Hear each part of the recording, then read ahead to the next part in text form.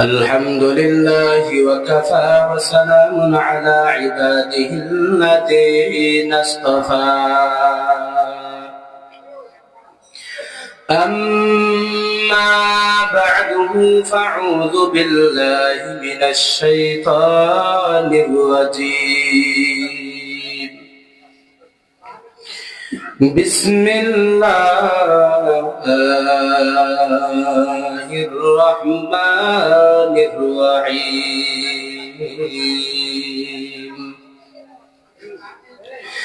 إن الذين آمنوا وعملوا الصالحات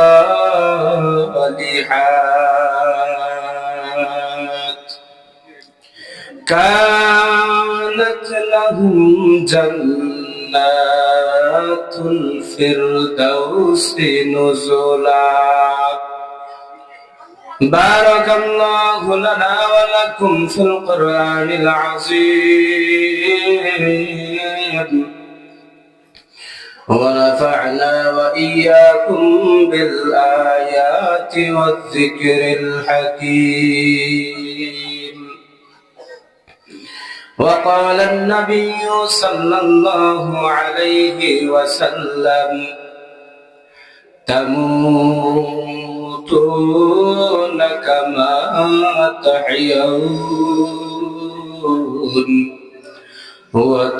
وتحشرون كما تموتون أو كما قال النبي عليه الصلاة والسلام ونحن على ذلك من الشاهدين والشاكرين والحمد لله رب العالمين قالوا سبحانك لا علم لنا إلا ما علمتنا إنك أنت العليم الحكيم मैं सूरत यूसुफ का नहीं चाहने वाला मैं सूरत यूसुफ का नहीं चाहने वाला मैं कैसे के मानंद नहीं आशिक लैला मैं कैसे के मानंद नहीं आशिक लैला मैं आशिक लैला वो मेरा इश्क दीवाना ये जुमला जहां जिसके तजल्ली से उजाला ये जुमला जहां जिसके तजल्ली से उजाला डरते नहीं दुनिया में मुसलमान किसी से जब मिल गई है दौलत ईमान नबी से जब मिल गई है दौलत ईमान नबी से আলহামদুলিল্লাহ কাজিরগাঁও মধ্যপাড়া সর্দার বাড়ি ও এলাকাবাসী সকল মৃত ব্যক্তিদের রূহের মাগফিরাত কামনায় প্রথম বার্ষিক ওয়াজ ও দোয়ার মাহফিলের আয়োজন করেছেন উক্ত মাহফিলের সম্মানিত সভাপতি মোহাম্মদ সাইফুল ইসলাম ইমাম ও খতিব কাজিরগাঁও ঈদগাহ জামে মসজিদ। আল্লাহ তাআলা হযরতের হায়াতের মধ্যে বরকত দান করুন, সবাই আমিন। আমাদের মাঝে প্রধান অতিথি ছিলেন জনাব মোহাম্মদ আথার আলী, চেয়ারম্যান ৯ নং ১৪০০ ইউনিয়ন পরিষদ। আজকের এই মাহফিলে সুদক্ষ পরিচালক হাফেজ হযরত মাওলানা সুলাইমান নুরি হাফিজাহুল্লাহ, ইমাম ও খতিব দপ্তরি কান্দা বাইতুল মুকাররম জামে মসজিদ। আল্লাহ তাআলা উনাকে হায়াতের মধ্যে বরকত দান করুন, সবাই আমিন। আপনারা যারা আসছেন, পোস্টারের মধ্যে অনেকের নাম দেওয়া সম্ভব হয় নাই, এলাকার অনেক গণ্যমান্য ব্যক্তিবর্গ আছেন, আপনারা এখনো নিচে বসা আছেন। আল্লাহ তাআলা এলাকার আপনারা যারা জীবিত আছেন সকলের হায়াতে তৈয়বা দান করুন, সবাই আমিন। এলাকার সমস্ত মুর্দেগানের রূহের মাগফিরাত কামনায় আজকের এই আলোচনা। এই এলাকাতে যারা চলে গেছেন, আপনাদের মা বাবা দাদা দাদি আত্মীয় স্বজন সকলকে আল্লাহ তাআলা মাফ করে দেন এই মাহফিলকে উসিলা করে। সবাই বলে আমিন। আমি আপনাদের মাঝে যে আয়াতে কারিমা তিলাওয়াত করেছি, উক্ত আয়াতকে সামনে রেখেই কিছু আলোচনা করা। আমরা এখানে আসছি কেন? এখানে কোনো রাজনীতি করার জন্য আসি নাই। এখানে আমরা এসেছি এজন্য যে আমরা একদিন হয়তো থাকবো না। বলেন সবাই থাকবেন? আমরা চিরস্থায়ী কেউ থাকতে পারবো না। দুনিয়াতে অনেক দল আছে না নাই? দলের শেষ নাই। কিন্তু মৃত্যুর পরেও দল থাকবে, কিন্তু এত দল থাকবে না। দল থাকবে দুইটা। বলেন কয়টা? দুইটা। আমরা যে পৃথিবীতে জীবন যাপন করতেছি, চলাফেরা করতেছি, সবার চলাফেরা কি এক? কেউ আস্তে হাঁটে, কেউ জোরে হাঁটে, এক একজনের এক এক ধরনের চলাফেরা, কথা ঠিক কিনা? তাই আল্লাহ রাব্বুল আলামিন নবী আলাইহিস সালাতু ওয়াস সালামের মাধ্যমে হাদিসের মধ্যে বলে দিয়েছেন, তামুতুনা কামা তাহইয়াউন ওয়া তুহশারুনা কামা তামুতুন। আল্লাহর নবী সাল্লাল্লাহু আলাইহি ওয়াসাল্লাম বলেন, প্রত্যেকটা মানুষের চলাফেরা হবে যেমন, তার মৃত্যু হবে তেমন। যার মৃত্যু হবে তেমন, হাসরের মাঠে ওই ব্যক্তি উঠবেও তেমন করে। সুবহানাল্লাহ। আপনার চলাফেরা যদি হয় বাঁকা, আপনার মৃত্যুটাও হবে বাঁকা। আপনার মৃত্যু যদি বাঁকা হয়ে যায়, হাসরের মাঠেও আপনার অবস্থাও হবে বড় ভয়ানক, কথা ঠিক কিনা? এই জন্যই মৃত্যু যখন হয়ে যাবে, ফাইদা বারিকাল বাসার ওয়া খাসাফাল কমার, কিয়ামতের অপেক্ষায় আছেন। আল্লাহ তাআলা বলেন, যে ব্যক্তির যেদিন ফাইদা বারিকাল বাসার, আপনার চক্ষু যেদিন বন্ধ হয়ে যাবে, ওই দিনটাই হবে আপনার জন্য কিয়ামত, কথা ঠিক কিনা? এজন্যই মুহতারাম হাজিরিন, আল্লাহ পাক রব্বুল আলামিন বলেন, মানুষ যখন চক্ষু বন্ধ হয়ে যাবে, দুনিয়াতে হাজারো দল থাকলেও মৃত্যুর পরে দল হবে দুইটা। এটা হবে, বলেন দুইটা দল হবে। আল্লাহ সুবহানাহু ওয়া তাআলা বলেন, ফারিকুন ফিল জান্নাহ ওয়া ফারিকুন ফিস সাঈর।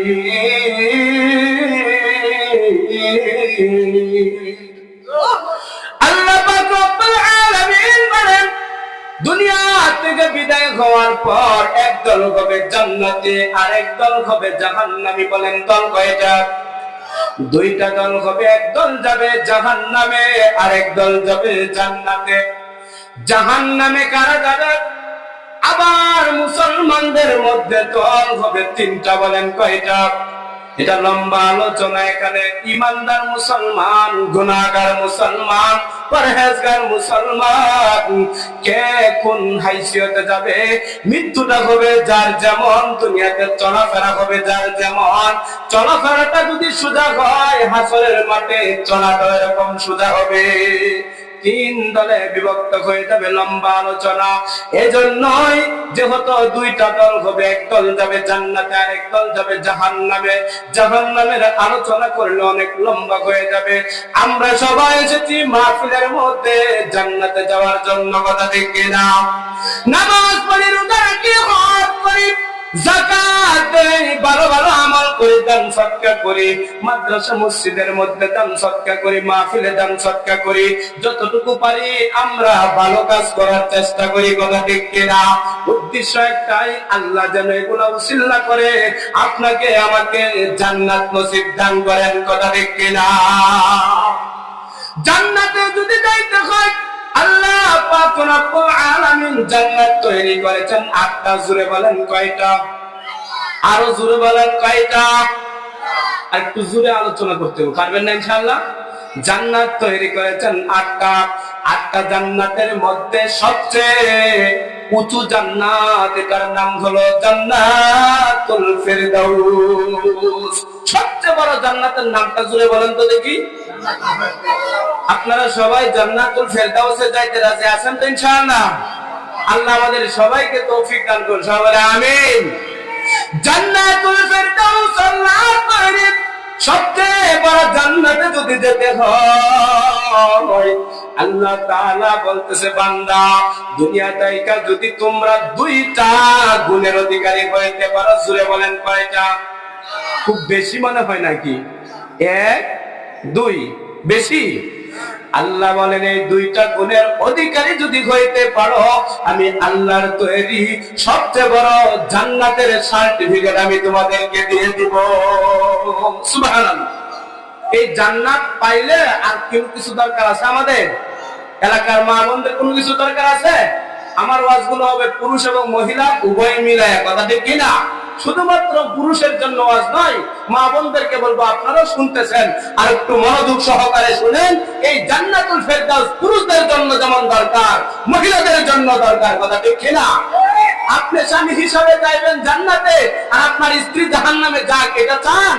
দুনিয়াতে এক জোড়া ছিলেন, আখিরাতেও যেন একসাথে জোড়া হয়ে থাকতে পারেন, একসাথে বড় জান্নাতে যাইতে পারেন।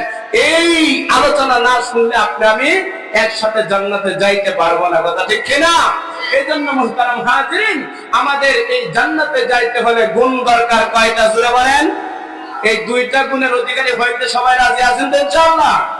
আল্লাহ পাক রব্বুল আলামিন বলেন এই 2টা গুণ আমি সূরা কাহাফের 107 নম্বর আয়াতে বলে দিয়েছি। এই 2টা গুণের অধিকারী যারা হইবে, আমি আল্লাহর তৈরি সবচেয়ে বড় জান্নাতুল ফেরদাউসের সার্টিফিকেট আমি আল্লাহ দিয়ে দিব। সুবহানাল্লাহ। প্রথম গুণ হলো আল্লাহ তাআলা বলেন ইন্নাল্লাযীনা আমানু, বলেন আল্লাহু আকবার। আল্লাহ পাক রব্বুল আলামিন বলেন প্রথম শর্ত হলো, প্রথম যেই গুণটা অর্জন করবা এই গুণের নাম হলো ঈমানদার হতে হবে। সূরা বলেন কি হতে হবে? ঈমানদার হতে হবে। ঈমানদারের কথা কেন বললেন?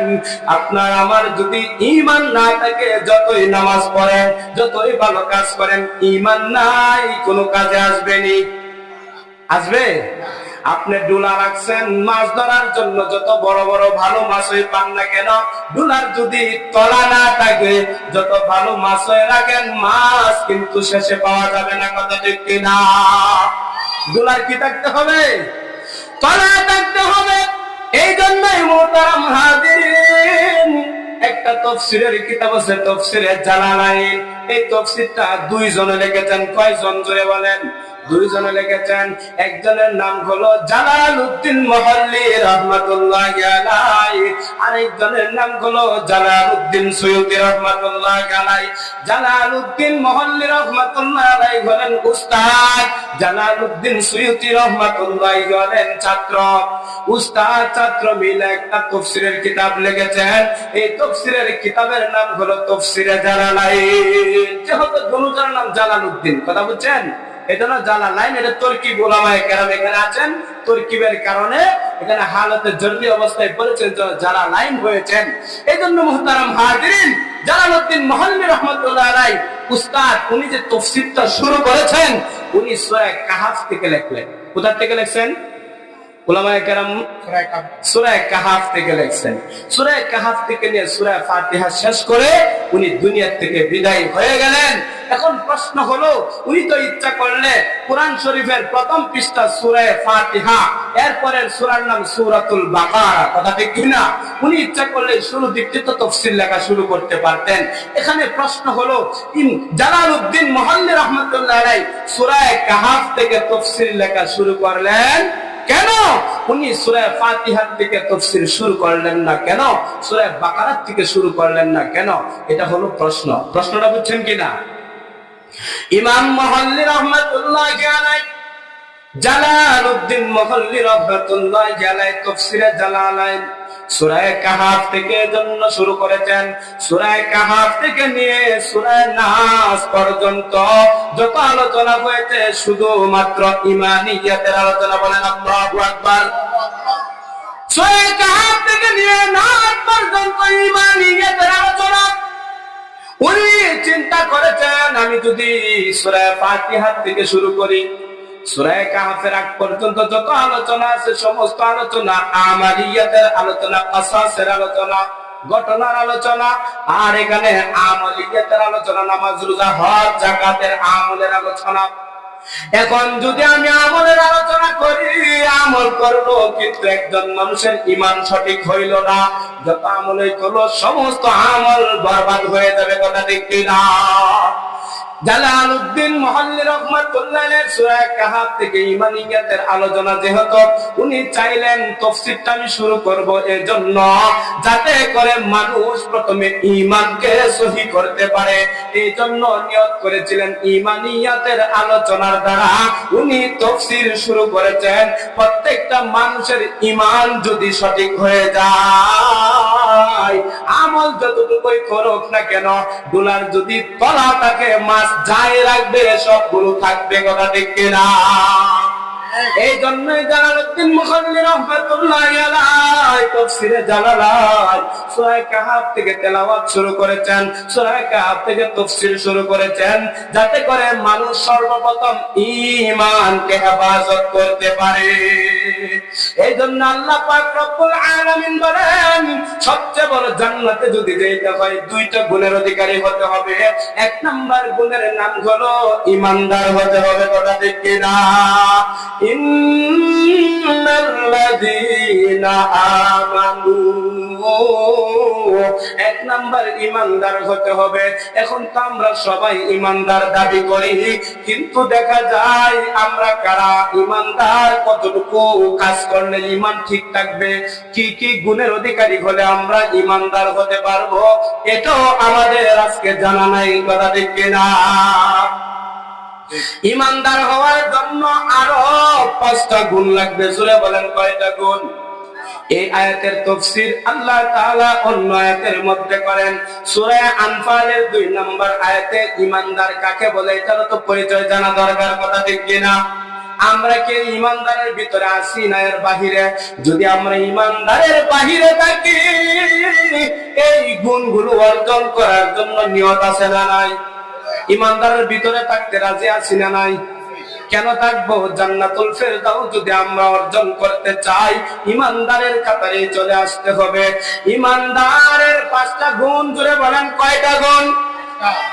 ঈমানদার যে আমরা হব এটার জন্য 5টা গুণের অধিকারী হতে হবে। আল্লাহ তাআলা সূরা আনফালের 2 নম্বর আয়াতের মধ্যে বলেন ইন্নামাল মুমিনুনা আল্লাযীনা ইযা যুকিরাল্লাহু ওয়াজিলাত কুলুবুহুম। এক নাম্বার গুণ হলো ঈমানদার ব্যক্তির সামনে যখন মহান রব্বে কারীমের নাম উচ্চারণ করা হবে, ওয়াজিলাত কুলুবুহুম, ঈমানদার ব্যক্তির অন্তরে কম্পন সৃষ্টি হয়ে যাবে। সুবহানাল্লাহ।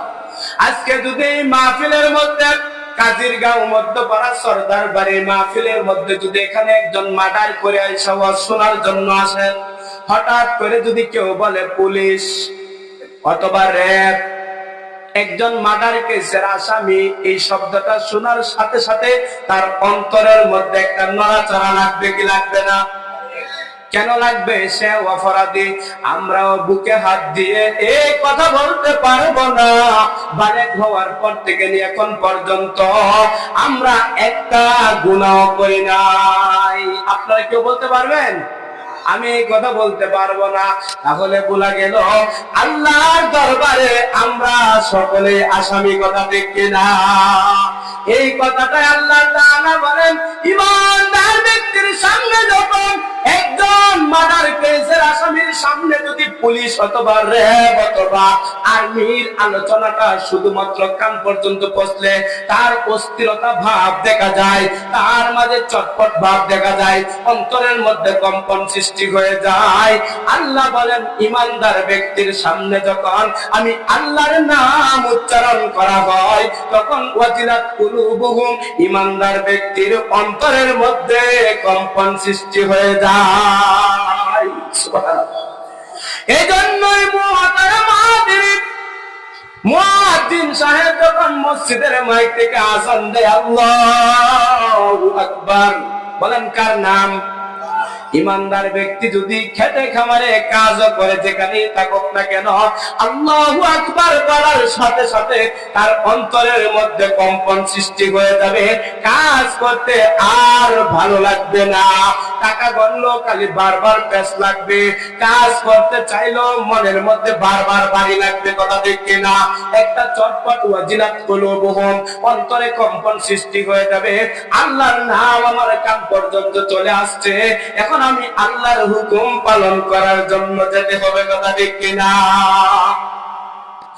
ঈমানদার ব্যক্তির 2 নাম্বার গুণ, وَإِذَا تُلِيَتْ عَلَيْهِمْ آيَاتُهُ زَادَتْهُمْ إِيمَانًا। ঈমানদার ব্যক্তির 2 নাম্বার গুণ হলো, ঈমানদার ব্যক্তির সামনে যখন আল্লাহ তাআলার কালামে পাক তেলাওয়াত করা হয় যাদাতুহুম ঈমানা, আর ঈমান শুধুই বাড়তেই থাকে, কোন সুবহানাল্লাহ। ঈমান বাড়তে থাকার অর্থ হলো আল্লাহর কালাম তেলাওয়াত করলে তার কাছে খালি মজা লাগবে। বহু মানুষ আছে আজকে কাজের গাওয়ার মধ্যে পাইবেন মাহফিল হইতেছে, কোরআনের আলোচনা হইতেছে, তাদের কাছে ভালো লাগবে না, কথা ঠিক কিনা? কেন ভালো লাগবে না? শয়তান আয়েশা বলবে কাজের গাঁও মধ্যপাড়া সরদার বাড়ির উদ্দেশ্যে করা হইতেছে, সরদার বাড়ির সাথে আমাদের কোনো সম্পর্ক নাই, এদের মাহফিলে যাব না, খালি মাহফিলটা মন্দ হওয়ার দোয়া করবে, কথা ঠিক কিনা? দেখা যাবে এই মন্দ করার দোয়া মাহফিল যেন সুন্দর না হয়, ভিতরে যে একটা ওয়াসওয়াসা শয়তান দিতেছে, বোঝা গেল 2 নাম্বার গুণটা তার মধ্যে নাই, সে পরিপূর্ণ এখনো ঈমানদার হইতে পারে না, এই কথা ঠিক কিনা? ঈমানদার যদি হয় যেখানে কোরআনের আলোচনা হবে, যেখানে কোরআনের কথা হবে তার কাছে ভালো লাগবে, কথা ঠিক কিনা? আজকে কাজের গাঁও এত কম মানুষ নেই, বলেন এলাকাতে মানুষ কি এতগুলো? এই 400-500 মানুষ, এলাকাতে তো হাজার হাজার মানুষ আছে না নাই? মাইকটা দাওয়াত দিছে, অনেকে বাপ ধরে বৈশা রয়েছে, আমাকে কেন পার্সোনালি দাওয়াত দিল না, আমাকে পোস্টারের মধ্যে কেন নাম দিল না? আরে ভাই, কোরআনের দাওয়াত মাইকের আওয়াজ শুনলেই এখানে যেতে হয়, কথা ঠিক কিনা? আপনি ভাবছেন আপনার মতন সমবয়সী এলাকাতে বহু লোক আছে যাদের নাম পোস্টারে দিলে 5,000 10,000 টাকা দিবে, 10,000 টাকা দিয়ে আপনি নাম অর্জনের জন্য করলেন, আল্লাহর জন্য কোনো কিছুই হলো না, কথা ঠিক কিনা? এই জন্য আমি বলবো সরকার বাড়ি করুক আর যার উদ্যোগেই হোক না কেন, আয়োজনটা তো কোরআনের আলোচনা, কথা ঠিক কিনা? না কোরআনের সাথে কারো শত্রুতা আমি আছে? কারো শত্রুতা আমি নাই। আমি বলবো ভাইয়েরা, এখনো যারা বাহিরে আছেন কোরআনের আলোচনার স্বার্থে হিংসা বিদ্বেষ ছেড়ে দিয়ে এই মাহফিলের ভিতরে আসার জন্য অনুরোধ রইল, কথা ঠিক কিনা? যদি আসেন আপনার কপালে হেদায়েত, যদি না আসেন আপনার কপালে হেদায়েত নাই। আমি বলবো হিংসা বিদ্বেষ ছেড়ে দেন, যার বাড়ির আলোচনা হোক না কেন, যার থেকে কোরআনের আলোচনা হোক না কেন, আমরা কোরআনের আলোচনা করতে যাব ঈমানের 2 নাম্বার গুণ অর্জন করার জন্য, কথা ঠিক কিনা? এই জন্যই ঈমানদারের 2 নাম্বার গুণ হলো ওয়াইদা তুলিয়াত আলাইহিম আয়াতুহু যাদাতুহুম ঈমানা। ঈমানদার ব্যক্তির সামনে কোরআনে কারিমের তেলাওয়াত করলে খালি মজা লাগে। ঈমানদার ব্যক্তির 2 নাম্বার গুণ গেল। 3 নাম্বার গুণ হলো ওয়া আলা রাব্বিহিম ইয়াতাওয়াক্কালুন।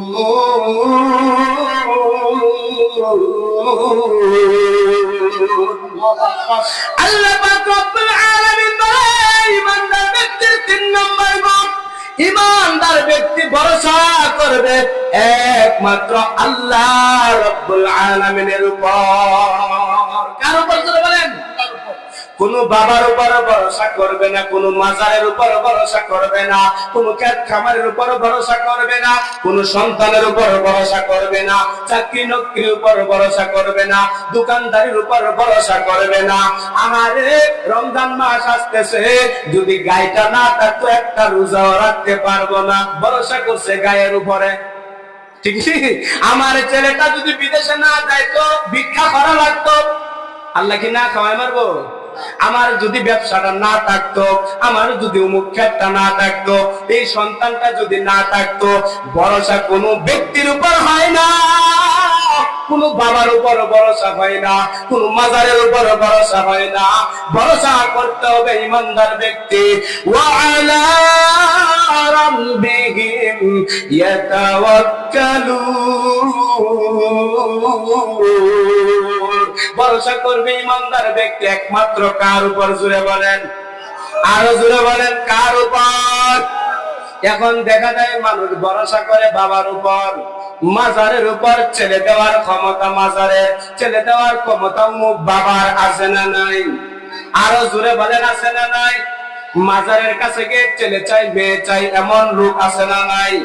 আল্লাহ সুবহানাহু ওয়া তাআলা বলেন, ওয়া ইয়ালামু মা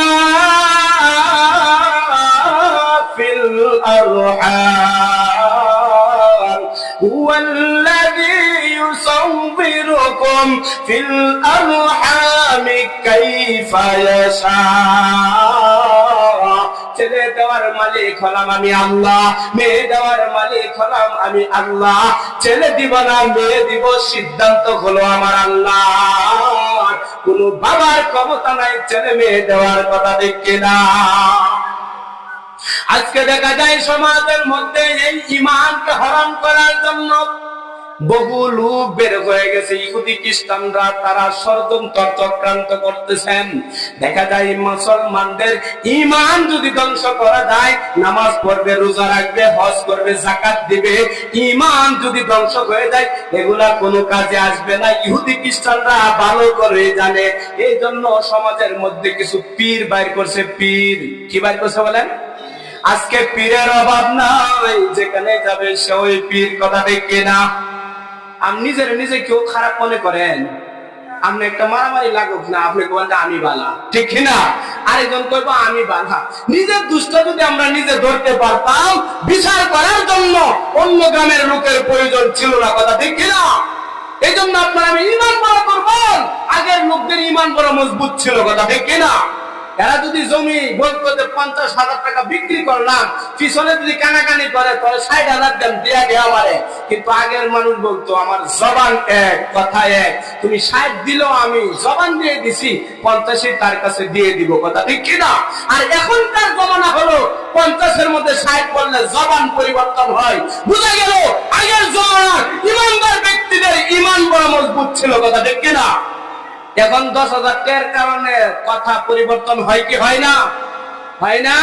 চার কারণে তো একটা পরিবর্তন হয়ে যায়। আগে ওয়াদা দেন উমুকে ভোট দিবেন, চা খাওয়াইলে পরে ভোট দিয়ে দেন আরেকজনকে। কথা ঠিক কিনা? 500 টাকা দিয়ে দিলে ভোটটা তো আরেকজনকে দিয়ে দিবেন। আপনার এলাকার সবচেয়ে ভালো লোক, যার দ্বারা এলাকায় ভালো কাজ হবে, তাকে না দিয়া 500 টাকার লোভে পড়ে আপনি ওই ব্যক্তিকে ভোট দিলেন, মানেই হলো আপনার ইমামিয়াতের কথা আপনি খেয়ানত করেছেন। কথা ঠিক কিনা? এজন্য মুহতারাম হাজিরিন, আমাদের সব সময় ঈমানকে হেফাজত করতে হবে। এই ঈমানকে ধ্বংস করার জন্য কিছু দেশে পীর বাইরেছে। পীর কি বাইরেছে? বিশেষ করে মা বোনদের ঈমানটা হরণ সহজেই তারা করতে পারতেছে। এজন্য এই পীর গুলোকে আমাদের চিহ্নিত করতে হবে, কারা সঠিক পীর কারা ভণ্ড পীর, এটা আমাদের সামনে স্পষ্ট থাকতে হবে। কথা ঠিক কিনা? এই ঈমানকে হেফাজত করতে হলে সঠিক পীর চিনতে হবে, ভণ্ড পীরও চিনতে হবে। কথা ঠিক কিনা?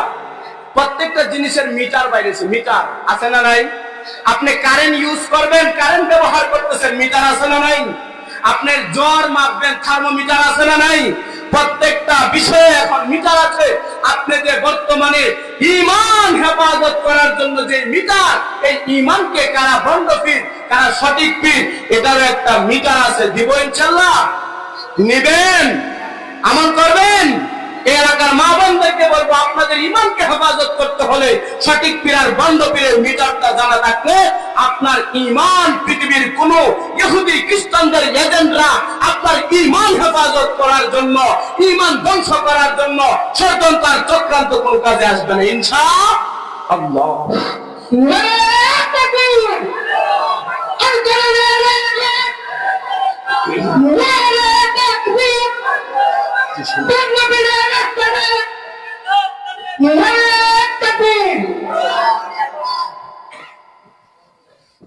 এজন্য মুহতারাম হাজিরিন, ঈমান, ভণ্ড পীর আর সঠিক পীর চিনার জন্য আলামত হলো চারটা। কয়টা বলেন?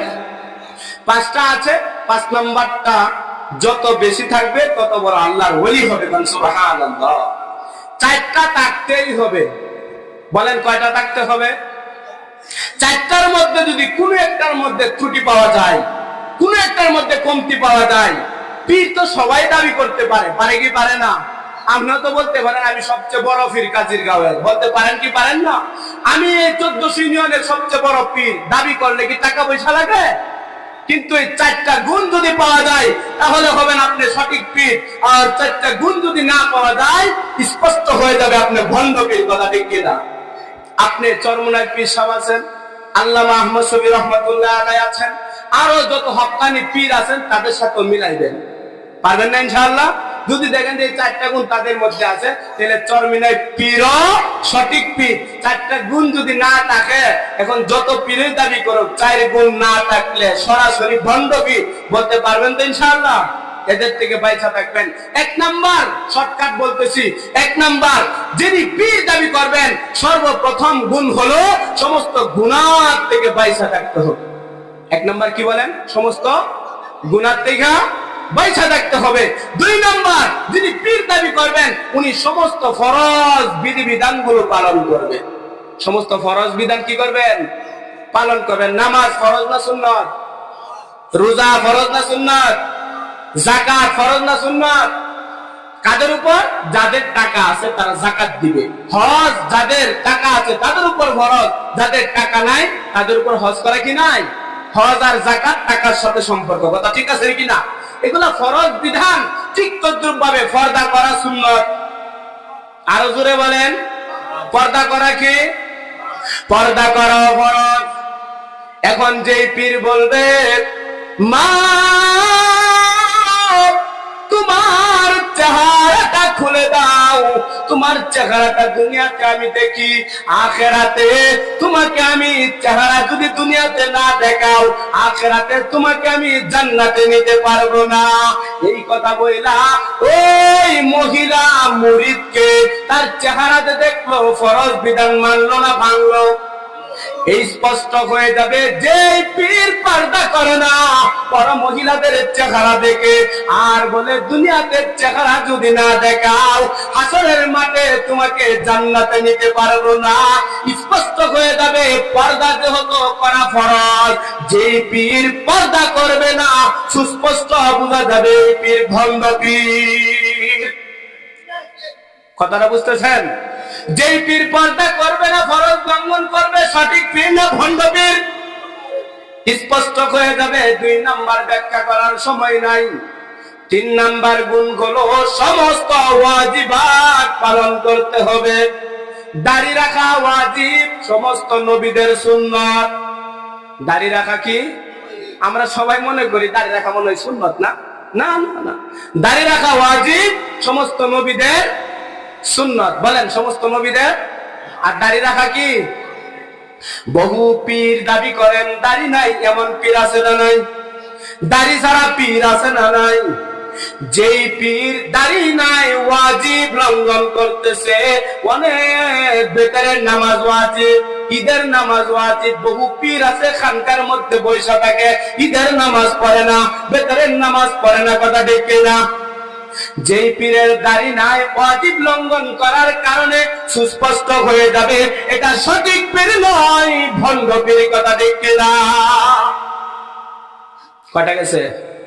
সমস্ত গুনাহ থেকে বাঁচতে হবে, ফরজ বিধিবিধানগুলো পালন করতে হবে, সমস্ত ওয়াজিবাত পালন করতে হবে। 4 নাম্বার, সমস্ত সুন্নতের উপর আমল করতে হবে। কিসের উপর? সুন্নতের উপর আমল করতে হবে। লেবাস হবে সুন্নতি লেবাস। খাওয়ার সময় সুন্নত আছে না নাই? মসজিদে ঢোকার সময় সুন্নত আছে না নাই? বাহির হওয়ার সময় সুন্নত আছে না নাই?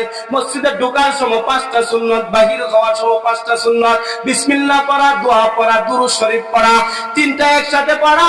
বিসমিল্লাহি ওয়াস সালাতু ওয়াস সালামু আলা রাসূলিল্লাহ, আল্লাহুম্মা ইফতাহ লি আবওয়াবা রাহমাতিক। ডান পায়ে প্রবেশ করা 4 নাম্বার। 5 নাম্বার ইতিকাফের নিয়ত করা। এভাবে বলবেন নাওয়াইতুল ইতিকাফ, অথবা আমি ইতিকাফের নিয়ত করিলাম। এই 5টা সুন্নাত ঢুকতে আছে, বাহির হইতে আছে, খাবারের সময় আছে। একদম সুইপার থেকে নিয়ে রাষ্ট্রীয় পর্যন্ত আমার আপনার নবীর সুন্নাত তরিকা আছে না নাই? যিনি পীর দাবি করবেন নবীজির প্রত্যেকটা সুন্নতের পা বন্ধ হবে। যিনি পীর দাবি করবেন যদি নবীর সুন্নত পাওয়া না যায়, খাওয়ার মধ্যে সুন্নত নাই, স্ট্যান্ডার মধ্যে সুন্নত নাই, চলাফেরার মধ্যে সুন্নত আছে না নাই? রাস্তার মধ্যে চলাফেরা করবেন, নবীর তরিকা আছে না নাই? আপনি রাজনীতি করবেন, রাজনীতির মধ্যে নবীর তরিকা আছে না নাই? আপনি যদি রাজনীতি করেন আর মহিলাদেরকে পাশে বসায় বক্তৃতা দেন, তাহলে বোঝা গেল নবীজি রাজনীতি করেছেন। কয়টা মহিলা সাথে ছিল? কয়টা ছিল? তাহলে বোঝা গেল আপনি পীর দাবি করেন, ওলি দাবি করেন। সবচেয়ে বড় বাংলাদেশের সবচেয়ে বড় পিওর ওলি যদি দাবি করেন, মহিলার পাশে কেন? কথা ঠিক কিনা?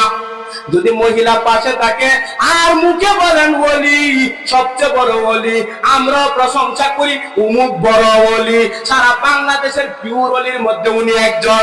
দেখা যায় মোবাইলের মধ্যে ওলির সাথে মহিলাদের চলাফেরা। কথা ঠিক কিনা? তাহলে যত বড় ওলি দাবি করো না কেন, নবীর সুন্নাত তরিকা না মানার কারণে তুমি সঠিক পীর নও, ভণ্ড পীর। কথা ঠিক কিনা? তাহলে কয়টা গুণ থাকতে হবে? 4টার থেকে। 1 নাম্বার, সমস্ত গুনাহ থেকে বিরত থাকতে হবে। 2 নাম্বার, সমস্ত ফরজ। 3 নাম্বার, সমস্ত ওয়াজিবাত। 4 নাম্বার, সমস্ত সুন্নাত। এই 4টার থেকে যে কোনো একটার মধ্যে যদি ত্রুটি পাওয়া যায়, তুমি সঠিক পীর নও, ভণ্ড পীর। 5 নাম্বারটা হলো যত তাহাজ্জুদ পড়বেন, যত নওয়াফিল পড়বেন, যত তাহাজ্জুদ পড়বেন, যত কোরআন তেলাওয়াত করবেন, যত আল্লাহ পাকের জিকির করবেন, তত বড় আল্লাহর ওলি হয়ে যাবেন। সুবহানাল্লাহ। যত বেশি নফল করবেন তত বড় আল্লাহর ওলি। পৃথিবীতে যত ওলি দেখেন, কোন ওলি নফল ছাড়া ওলি হইতে পারবে না। ঠিক কিনা? এই 4টা টাকার সাথে সাথে বেশি নফল ইবাদত করতে হবে। কথা ঠিক কিনা? এই 4টার মধ্যে যদি ত্রুটি পাওয়া যায়, তাহলে বুঝতে হবে তুমি সঠিক পীর নও, ভণ্ড পীর। চিনছেন? কোন পীর চিনা সহজ না কঠিন বলেন? সঠিক পীর চিনতে পারবেন? এই 4টা যার মধ্যে থাকবে না, সে ভণ্ড পীর। কথা ঠিক কিনা? এই ভণ্ড পীর আইসা আপনার আমার ঈমান হরণ করবেন। আলোচনা ছিল ঈমানকে হেফাজত করা। আপনি আমি ঈমানদার কিনা? তাহলে ঈমানদার হওয়ার জন্য কয়টা গুণ লাগবে জোরে বলেন? 5টা। 5টা। কয়টা গুণ? ঈমানদার হওয়ার জন্য আপনি আমি ঈমানদার দাবি করি কিনা? কিন্তু দাবির সাথে মিল তো থাকতে হবে। যদি ঘাটতি থাকে, এই 5টা গুণের ভিতরে আসার জন্য আজকে থেকে নিয়ত করতে হবে। পারবেন না ইনশাআল্লাহ? 1 নাম্বার গুণ, আল্লাহর নাম শুনলে অন্তরে কম্পন সৃষ্টি হবে, আমি তো বড় গুনাহগার।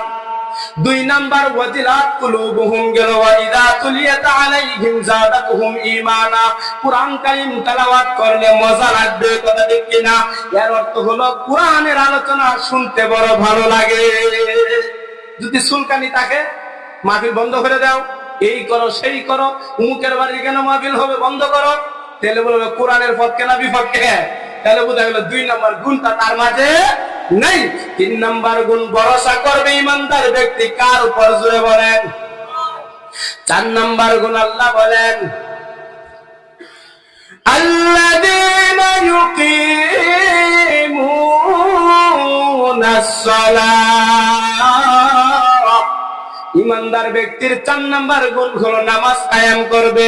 কি কায়েম করবে বলেন? আকামা ইউকিমু ইকামাতান, দাঁড় করানো, কায়েম করার অনেক তাফসীর মুফাসসিরিনে কেরাম করেছেন। সহিহ তাফসীর হলো সমস্ত আইম্মারা একমত হলেন নামাজের মধ্যে ফরজ আছে না নাই, ওয়াজিব আছে না নাই, সুন্নাত আছে না নাই, মুস্তাহাব আছে না নাই। যে ব্যক্তি ফরজ ওয়াজিব, ফরজ মানে কি, এটা যদি ইচ্ছাই হোক অনিচ্ছাই হোক নামাজের মধ্যে ছুটে যায়, নামাজ ভঙ্গ হয়ে যাবে। ওয়াজিবের মাসালা হলো ওই ব্যক্তি যদি অনিচ্ছাকৃতভাবে ছুটে যায় তাহলে সাবু সেজদা দিলে নামাজ হয়ে যাবে, আর যদি ইচ্ছাকৃতভাবে ওয়াজিব তরক করে নামাজই হবে না। সুন্নতের মাসালা হলো ইচ্ছাই হোক অনিচ্ছাই হোক যদি ছুটে যায় তার নামাজ হয়ে যাবে মাকরুহাতের সাথে। মুস্তাহাবের মাসালা হলো নামাজের মধ্যে যে পুরস্কার পাওয়ার কথা ওই পুরস্কার থেকে সে বঞ্চিত থাকবে। এজন্য ফরজ ওয়াজিব সুন্নাত মুস্তাহাব সহ যেই ব্যক্তি নামাজ পড়বে খেয়াল করে করে এই ব্যক্তিকে বলা হয় আল্লাযীনা ইউকিমুনাস সালাহ। নামাজ কায়েম করার অর্থ হলো ফরজ ওয়াজিব সুন্নাত মুস্তাহাব সহ নামাজ পড়া, কথা ঠিক কিনা? 2 নাম্বার ব্যাখ্যা হলো নামাজ অন্যজনকে নিজে পড়বে, অন্যকে নামাজের মধ্যে দাঁড় করাবে। আপনারা মসজিদের মধ্যে যাবেন, গিয়ে দেখবেন ইমানদার ব্যক্তি যিনি আছেন তার মাঝে যদি ইমানদারের এই 4 নাম্বার গুণটা থাকে, প্রথম কাতার যখন ভরপুর হয়ে যাবে ইমানদার ব্যক্তি চিন্তা করবে দ্বিতীয় কাতার কিভাবে ফুল করা যায়, কথা ঠিক কিনা? আপনার এলাকার তাবলীগ জামাত আসেনি, এদের মধ্যে এই গুণটা মিল 100 পাবেন। এরা গিয়ে ওই দেখবো ভাই নামাজ পড়েন, বলে কি বলেন না, গিয়ে দেখে মসজিদের মধ্যে 1 কাতার কিভাবে 2 কাতার করা যায়। আমার এলাকার মধ্যে যখন তাবলীগ ভাই আসবে আপনাদের এলাকার কাজীর গাঁয়ে, তখন আইসা বলবে ভাই আমাদের মসজিদে ফজরের জামাত হয় মাত্র 3 জন 4 জনের, কথা ঠিক কিনা? আপনাদের মসজিদে মনে হচ্ছে বেশি হয় না, হয় না? হয়, এমন হয় না মাঝে মধ্যে 3-4 জনে ফরজ লাগে, হয় না? এলাকার মধ্যে কি 3-4 জন বালেক পুরুষ মহিলাদের উপর নামাজ ফরজ হয়েছে না এখনো? তাহলে মসজিদের হালত এমন কেন? জুমার দিন জায়গা হয় না, গিয়া বড় বড় কথা বলে 1 তালা করতে হবে 2 তালা করতে হবে, কথা ঠিক কিনা? আরে ভাই তুমি 2 তালার চিন্তা করতেছো, ফজরের নামাজে কয় কাতার হয় এটার চিন্তা তুমি একবারও করলা না কেন? এই চিন্তাটা করবে ইমানদার ব্যক্তি। 1 কাতার 2 কাতার কিভাবে করা যায়, 2 কাতার হয়ে গেল 3য় নাম্বার কাতার কিভাবে করা যায়, যারা এই চিন্তা করবে নিজে পড়বে অন্যকে নামাজে দাঁড় করাবে, এটা হবে ইউকিমুনাস সালার 2য় ব্যাখ্যা, ঠিক কিনা? এই চিন্তা ফিকির যারা করবে বোঝা গেল নিজেও নামাজ পড়ে, ছেলেকেও নামাজের জন্য বলে, নিজে নামাজ পড়ে, চাচাকে বলে, নিজে নামাজ পড়ে, বিবিকে বলে, নিজে নামাজ পড়ে, তার পরিবার পরিজন সকলকে বলে, কথা ঠিক কিনা? এই জন্য আল্লাহ তাআলা অন্য আয়াতের মধ্যে বলেন ইয়া আইয়ুহাল্লাযীনা আমানু কু আনফুসাকুম ওয়া আহলিকুম নারা। ও ইমানদাররা তোমরা নিজেকে জাহান্নামের আগুন থেকে বাঁচাও, অন্যকেও জাহান্নামের আগুন থেকে বাঁচাও। নিজেকে জাহান্নামের আগুন থেকে বাঁচানো ফরজ, অন্যকে তোমার আহাল পরিবার পরিজন, আহাল দ্বারা উদ্দেশ্য নিজের পরিবার পরিজন, আহাল দ্বারা উদ্দেশ্য ইউনিয়ন, আহাল দ্বারা উদ্দেশ্য থানা, আহাল দ্বারা উদ্দেশ্য জেলা, আহাল দ্বারা উদ্দেশ্য বিভাগ, আহাল দ্বারা উদ্দেশ্য দেশ, আহাল দ্বারা উদ্দেশ্য হলো সারা পৃথিবীর যত মুসলমান, সমস্ত মুসলমান হলো আপনার আমার আহাল, কথা দেখবে না? আল্লাহ নবী সাল্লাল্লাহু আলাইহি ওয়াসাল্লাম বলেন আল মুসলিমু আকুল মুসলিম। পৃথিবীর যে কোনো আনাচে কানাচে একজন মুসলমান পরিচয় দিবে তিনি হবেন আমার আপনার ভাই, ঠিক কি না? মুসলমান মুসলমানের ভাই, এই পরিচয় যদি থাকে তাহলে আমার ভাইকে আমি নামাজের দাওয়াত দিতে পারবো কি পারবো না? এই ভাইয়ের জন্য বেনামাজির জন্য চেষ্টা করা ওয়াজিব। চেষ্টা করা কি?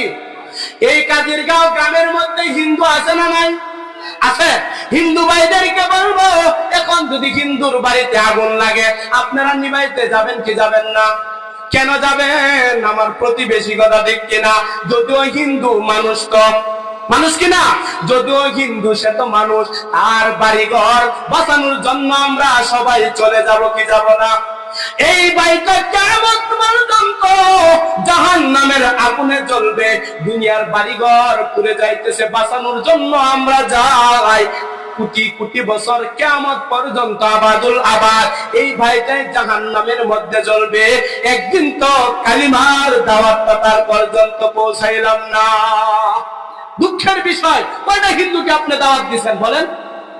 তার বাড়ির মধ্যে আগুন ধরলে তো নিভাইতে যাবেন, সে যে নিজেই লাকড়ি হয়ে যাইতেছে, জাহান্নামে চলে যাইতেছে, বাঁচানোর জন্য কি ফিকির করছেন বলেন? আল্লাহর কাছে জবাব দিতে পারবেন? আপনার বাবা, আপনার চাচা, আপনার আত্মীয় স্বজন নামাজ না পড়ে জাহান্নামের দিকে দৌড়াইতেছেন। এক ওয়াক্ত নামাজ যদি কাজা পড়ে, মানে পরে সময় মতো না পড়তে পারে, তারপরে 2 কোটি 88 লক্ষ বছর জাহান্নামে জ্বলতে হবে। যদি নামাজ না পড়ে কি পরিমাণ আগুনে থাকতে হবে। এই মা, এই বাবা, এই বিবি, এই সন্তান, তাদের জন্য জাহান্নাম থেকে বাঁচানোর জন্য আপনি আমি কি ফিকির করেছি বলেন? করছি? সন্তান হিসাবে বাবাকেও জবাবদিহিতা করতে হবে। আল্লাহর নবী বলেন, কুল্লুকুম মাসউলুন আন রাইয়াতিহি। ও পরিবারের সরদার, ও পরিবারের নেতা, তুমি পরিবারের নেতা হিসাবে তোমার পরিবার নামাজ পড়লো কি পড়লো না খবর নিছনি? যদি না নিয়ে থাকো, এই পরিবার সম্পর্কে তোমার জবাবদিহিতা করতে হবে। দাওয়াত দিবেন তো ইনশাআল্লাহ? নিজেও জাহান্নাম থেকে বাঁচবো, আমার প্রতিবেশীদেরকেও জাহান্নাম থেকে বাঁচানোর জন্য চেষ্টা করব। পারবেন না ইনশাআল্লাহ? তাহলে ঈমানদার ব্যক্তির 4 নম্বর গুণ, আল্লাযীনা ইউকিমুনাস সালাহ। অনেক লম্বা ব্যাখ্যা করার সময় নাই, আর একটু আলোচনা আমরা গুছাবো। আমরা সবাই জান্নাতুল ফেরদাউসে যেতে চাই, কথা ঠিক কিনা? সামান্য আলোচনা করে শেষ করে দিব, তাহলে আমরা ব্যাখ্যার দিকে গেলে আরো 2-3 ঘন্টা লাগবে। ঠিক আছে না? এই জন্য যতটুকু প্রয়োজন ততটুকু আলোচনা হবে। এই জন্য আমি বলবো 4 নম্বর গুণ হলো আল্লাযীনা ইউকিমুনাস সালাহ। ঈমানদার ব্যক্তির 4 নম্বর গুণ হলো নামাজ কায়েম করবে, কথা ঠিক কিনা? নামাজের ওয়াজিব, ফরজ, সুন্নাত, মুস্তাহাব না জানা থাকলে ইমাম সাহেবের কাছে জানতে পারবেন। পারবেন না ইনশাআল্লাহ? আপনার সবচেয়ে বড় পীর তো হলো ইমাম। সবচেয়ে বড় পীর কেনা বলেন?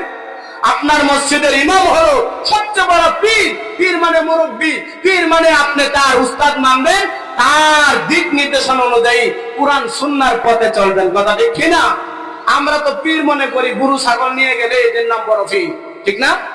যেই পীরে কবে গরু নিতে হইব, ছাগল নিতে হইব, এদের নাম পীর? এটার নাম তো বাটফার, কথা ঠিক কিনা? আপনার পকেটের দিকে তাকায় থাকে, পীর তো আপনার পকেটের দিকে তাকাবে না। পীর তাকাবে আপনার লেবাসের দিকে, পীর তাকাবে আপনার দাড়ির দিকে, পীর তাকাবে আপনার বউ ভর্তা করে কিনা, কথা ঠিক কিনা? পীর তো কাশির দিকে তাকাবে না, আপনার পকেটের হাতিয়া তুফার দিকে তাকাবে না, কথা ঠিক কিনা? এই জন্য মোহতারাম হাজিরিন, ইমানদার ব্যক্তির 4 নম্বর গুণ গেল নামাজ কায়েম করতে হবে। 5 নম্বর গুণ আল্লাহ বলেন, ওয়া মিম্মা রাযাকনাহুম ইউনফিকুন। আল্লাহু আকবার। ইমানদার ব্যক্তির 5 নম্বর গুণ হলো আল্লাহর দেওয়া সম্পত্তি আল্লাহর রাস্তায় খরচ করতে হবে। সারা পৃথিবীর জমিনের মালিক কে? জোরে বলেন, আরো জোরে বলেন কে?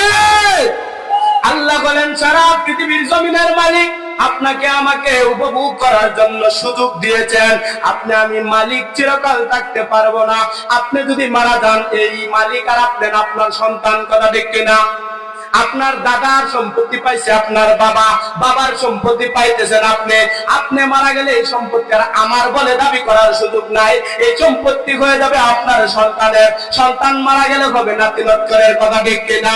বোঝা গেল এই এলাকার মধ্যে যদি 20 কানি ক্ষেতের মালিক একজন থাকতো, তাহলে এখন দেখবেন মাত্র 10 কানির মালিক। কারণ জমিন কারো হাতে চিরকাল থাকবে না। সমস্ত পৃথিবীর মালিক হলেন একজন, তিনি কে? আল্লাহ বলেন, ওয়া মিম্মা রাযাকনাহুম ইউনফিকুন। আমি আল্লাহর দেওয়া সম্পত্তি তোমরা আল্লাহর রাস্তায় খরচ করবা। আল্লাহর দেওয়া সম্পত্তি কিভাবে হলো? আপনি কিছু দান জমিনের মধ্যে লাগালেন, এরপরে এটা জ্বালা হয়ে গেল। এই জ্বালাগুলো 5টা অথবা 4টা কাঠি লাগাইলেন, মোটা গুছা হয় না? আস্তে আস্তে বড় হয়, বড় কে করেন? এটার মধ্যে আবার দানের শীষ কেটেন, এই দান আবার লাল হয়, ভাই কি হয় না? দুধ হওয়ার পর আস্তে আস্তে কালারিং ধরে শক্ত হয়, কে করেন? এই দানটা আবার কাইটা বাড়িতে আনেন, অনেক দান নষ্ট হয়, বোমার মাধ্যমে হয়নি। সব কিছু যখন আসলো, এর পরবর্তীতে চাল করলেন, চাউলের মধ্যে কিছু নষ্ট হয় কিনা? এরপরে আপনি ভাত পাক করবেন, ভাত পাক করতে গেল কিছু বাষ্প হয়ে পড়ে যায় কিনা? এই ভাতটা আপনার সামনে আনা হয়, সামনে আনার পর কিছু ভাত পরে কি পড়ে না? তাহলে এত সুন্দর রিজিক যখন সামনে আসলো, এতগুলো পরীক্ষা দিয়ে আপনার কাছে আসলো, বুঝতে হবে, তখন চিন্তা করবেন এটা কতগুলো পরীক্ষা দিয়ে আমার সামনে প্লেটের মধ্যে আসছে। অনেকে লুকমা দিছে, লুকমাটাও খাইতে পারে নাই, ফেলে দেয়, কথা দেখে না? হাসির মাধ্যমে ভাত নষ্ট হয়। তাহলে বোঝা গেল এই রিজিক আপনার আমার তৈরি নয়, এই রিজিক কে দিয়েছেন? ক্ষেত লাগাইছেন আপনি, ক্ষেতের মধ্যে ফসল দেন কে? আল্লাহ পাক রব্বুল আলামিন এই ফসল দিলেন। এই ফসলের কথায় আল্লাহ বলেন, ওয়া মিম্মা রাযাকনাহুম ইউনফিকুন। ও বান্দা বান্দিরা, আমি আল্লাহর দেওয়া সম্পত্তি আল্লাহর রাস্তায় খরচ করবা। সুবহানাল্লাহ। ইমানদার ব্যক্তির 5 নাম্বার গুণ হলো আল্লাহর দেওয়া সম্পত্তি কার রাস্তায় খরচ করবে? মাহফিল আল্লাহর রাস্তায়, মসজিদ আল্লাহর রাস্তা, মাদ্রাসা আল্লাহর রাস্তা। দান সদকা করবে, এটা কার রাস্তা? দান সদকার ব্যাপারে আল্লাহর হাবিব বলেন, ক্বালান নবী সাল্লাল্লাহু আলাইহি ওয়াসাল্লাম, আস-সাদাকাতু তারুদ্দুল বালা। যারা দান সদকা করবে আল্লাহ তাআলা বালা মুসিবত থেকে হেফাজত করবেন। আনফিক মা ইনফাক আলাইহি, তোমরা খরচ করো, আল্লাহ তাআলা বাড়ায় দিবেন। সুবহানাল্লাহ। কে দিবেন বলেন? আপনি আমি মাথা ছাড়ি কি ছাড়ি না? মাথা ছাটলে পরে চুল বড় হয় কিনা? যত ছাটেন ততই বড় হয়, কথা ঠিক কিনা? যত বেশি বেশি দান সদকা করবেন, আনফিক মা ইউনফাক আলাইহি, আল্লাহ তাআলা তত বেশি সম্পত্তি বাড়ায় দিবেন। সুবহানাল্লাহ। দান সদকা করবেন তো ইনশাআল্লাহ। তাইলে আল্লাহর সম্পত্তি কার রাস্তায় খরচ করবেন? ইমানদার ব্যক্তির টাকা, মুফাসসিরিনে কেরাম বলেন, ইমানদার ব্যক্তির টাকা হয় হালাল, ইমানদার ব্যক্তি হারাম খাতে ব্যয় করে না। আমি একটা নাটক করব কাজিরগাঁও গ্রামে, ইমানদার ব্যক্তির কাছে, মসজিদের ইমাম সাহেবের কাছে আইসা বলে, ইমাম সাহেব, কাজিরগাঁও একটা নাটক করব, 10টা টাকা দেন। সানি কথা কন না কেন? ইমাম সাহেবের তো টেহা আনে নাটক করবার লাগি। আপনাদের মসজিদের তবলিগের আমির সাহেব আছে না নাই? আছে। এই তবলিগের আমির সাহেবরে কোনদিন কইছেনি, ভাই 10টা টাকা দেন নাটক করব? কথা কন না কেন? 5 ওয়াক্ত মুসল্লি যিনি নামাজ পড়েন, ভাই নাটক করব, টাকা দেন। সানি সাহসুদ্ধ করে না, কথা ঠিক কিনা? হাজী সাহেব হজ করে আসছে, যদি দেখেন নাটকের টাকাও চাই, এটা সঠিক হাজী নয়। নাটকের মধ্যে টাকা দেয়, হজ করে আসছে, হজ হবে না। নাটকের মধ্যে টাকা দেয়, যত বড় হাজী আর গাজী হোক না কেন, কোনো কাজে আপনি হাজী সাহেব, আপনার মেয়ে পর্দা করে না, এই হাজীগিরির কোনো কারবার চলবে না। দুনিয়ার মানুষ হাজী বলবে, কিন্তু হাজীর কাম হলো আপনার বউ পর্দা করতে হবে, আপনার সন্তানও পর্দা করতে হবে, কথা ঠিক কিনা? তাইলে হাজী ঠিক আছে। আর যদি দেখেন হাজী আগের থেকে বানাইছে লাল কাটা, কিন্তু বউ পর্দা করে না, মেয়েও পর্দা করে না, নাটক আইলে 5 লাগবে, মাহফিলও গেলে 500 দে, কথা ঠিক কিনা? আবার 3বার ঘুরাইয়া দেয়, বাড়িতে সাক্ষাৎ করো, উমুকে যাইও, তুমুকে যাইও, হ্যাঁ বাজারে যাইও, মানে মানুষের দেখাইবার লাগি আমি হাজী সাহেব মাহফিল 200 টাকা দিলাম, বুঝলেন নাই? কত ধরনের লীলা তামসা, আর নাটকে ঠিকই 5000 টাকা দেয়, এমন হাজী আছে না নাই? এটা হাজী না, এটা নামের হাজী, কোন কাজের হাজী না। এই জন্য মোহতারাম হাজিরিন, ইমানদার ব্যক্তির টাকা হালাল, হালাল টাকা কোনোদিন হারাম খাতে ব্যয় হয় না। কথা ঠিক কিনা? এই জন্য ইমানদের টাকার মধ্যে বরকত। না আপনারা ইমাম সাহেবের বেতন 7,000 হইলে কি হইব? বরকত আছে। 20,000 টাকা বেতন আপনার সন্তান পাইলে কি হবে? একদিনের হাসপাতালের বিল 22,000। কথা ঠিক কিনা? কথা কন না কা? এই জন্য মুহতারাম হাজিরিন, ইমাম সাহেব ইমানদার, ইমানদার ব্যক্তির সাথে বেয়াদবি করা যাবে না। কথা ঠিক কিনা? আপনার বাবার জন্য দোয়া চাইতে গেছেন, দোয়া কি চাইতে গেছেন? দোয়া চাইতে গেছেন। ইমাম সাহেব মনে করেন শুক্রবারের দিন বিভিন্ন টেনশন নিয়ে দোয়া করছে, কিন্তু আপনার নামটা কইতে মনে নাই। এই তো শুরু হয়েছে, ইমাম সাহেবের চাকরি শেষ। কারণ আমার বাপের নামে দোয়া চাইছে, দোয়াটা করলো না কেন? কথা ঠিক কিনা? এই দোয়া বলে দোয়া কাজ হবে না, এভাবে দোয়ার নিয়ম না। কিনা? দোয়ার নিয়ম তো আল্লাহ কোরআনে বলে দিয়েছেন। আল্লাহু আকবার। কিভাবে দোয়া চাইবেন আপনি একটু খেয়াল করেন। আপনার মসজিদের একটা বাজেটের প্রয়োজন, সরকারি বাজেট দিবে, কিন্তু সরকার বলছে বাজেট জানবা, তোমার এলাকার গণ্যমান্য ব্যক্তিদের একটু সিগনেচার লাগবে। বুঝেন না? বাজার আনতে গেলে একটা দরখাস্ত লাগবে। কি লাগবে বলেন? একটু বোঝার চেষ্টা করেন। দরখাস্ত দিতে হয়, দরখাস্ত নিতে এলাকার গণ্যমান্য চেয়ারম্যান, মেম্বার, এসপিডিসির কিছু দরখাস্ত লাগে কিনা, সিগনেচার লাগে। এই সিগনেচার যখন দেখবে এমপি সাহেব থাকলে এমপি সাহেবের দরখাস্তের সিগনেচার, তখন বলবে সিগনেচার আছে, দরখাস্ত সঠিক। কিন্তু দেখা গেল এই সিগনেচার কবুল হয়ে যায়। কথা দেখে না? কিন্তু দুনিয়ার নিজাম, কিন্তু আখিরাতের নিজাম কি? আল্লাহ তাআলা বলেন তুমি ইমাম সাহেবের কাছে দোয়া চাইবা, এর অর্থ হলো একটা দরখাস্ত লেখো। কি লেখো? একটা দরখাস্ত সাদা কাগজের মধ্যে যদি আপনি শুধুমাত্র এমপির সাইন, মন্ত্রীর সাইনও নিয়ে দেন, সাদা কাগজ, সাইন ঠিক আছে, কিন্তু কোনো কিছু লেখা নাই, বলেন তো বাজার আইবনি? কাজিরগা মসজিদে বাজার আইব কেন? সাদা কাগজে সিগনেচার। কথা ঠিক কিনা? তাহলে বোঝা গেল আপনি যে ইমাম সাহেবের কাছে দোয়া চান, ইমাম সাহেব আমার মা অসুস্থ, আমার বাবা অসুস্থ, ছেলেটা বিদেশে বড় বিপদে, এটা তো দোয়া চাই নাকি? আমার মা নাই, বাবা নাই, দোয়া কইরেন, এটা তো চান নাকি? তাহলে কিভাবে চাইবেন? নিয়ম তান্ত্রিক যদি চান দোয়া কবুল হবে, দরখাস্তের মধ্যে সিগনেচার নিলেন, দরখাস্ত লেখা নাই, দরখাস্ত যেমন বাজেট আসবে না। ইমাম সাহেবের কাছে এভাবে দোয়া চাইলেও দোয়া কবুল হবে না। কিভাবে চাইবেন? আল্লাহ তাআলা বলেন ইয়া আইয়ুহাল্লাযীনা আমানুস্তাঈনু বিস-সাবরি ওয়াস-সালাহ। বলেন আল্লাহু আকবার। আল্লাহ তাআলা বলেন হে ঈমানদারেরা, আল্লাহর কাছে যদি সাহায্য চাও 2 রাকাত নামাজ পড়ো আগে। এই 2 রাকাত নামাজটা হলো দরখাস্ত। বলেন আল্লাহু আকবার। 2 রাকাত নামাজ হলো দরখাস্ত। 2 রাকাত নামাজ আগে পড়ো। আপনার ছেলেটা অসুস্থ, আল্লাহু আকবার, 2 রাকাত নামাজ পড়লেন, দরখাস্ত লেখা হয়ে গেল। এখন এমপি মন্ত্রী সিগনেচারের ছাড়া দরখাস্ত বাজেট কবুল হবে না। ইমাম সাহেব হলো আল্লাহর কাছে মন্ত্রী। কথা ঠিক কিনা? সরকারের কাছে মন্ত্রীর দাম আছে না নাই? কেন? মন্ত্রীর সাথে সরকারের সম্পর্ক কম না বেশি? এমপির সাথে সম্পর্ক কম না বেশি? আবার চেয়ারম্যানের সাথে এমপির সম্পর্ক কম না বেশি? এদের মাধ্যম ছাড়া যদি আপনার বাজেট কবুল না হয়, ইমাম সাহেবের মাধ্যম ছাড়াও দোয়া কবুল হবে না। এই জন্যই আপনার দরখাস্ত আগে লিখতে হবে, মানে 2 রাকাত নামাজ পড়তে হবে। নামাজটা হলো দরখাস্ত। এরপর আপনি বলবেন ইমাম সাহেব আমি দরখাস্ত লিখছি, আমার ছেলেটা অসুস্থ, বাবা অসুস্থ, 2 রাকাত নামাজ পড়েছি। এরপরে কি করবেন? ইমাম সাহেবকে বলবেন দোয়া করেন।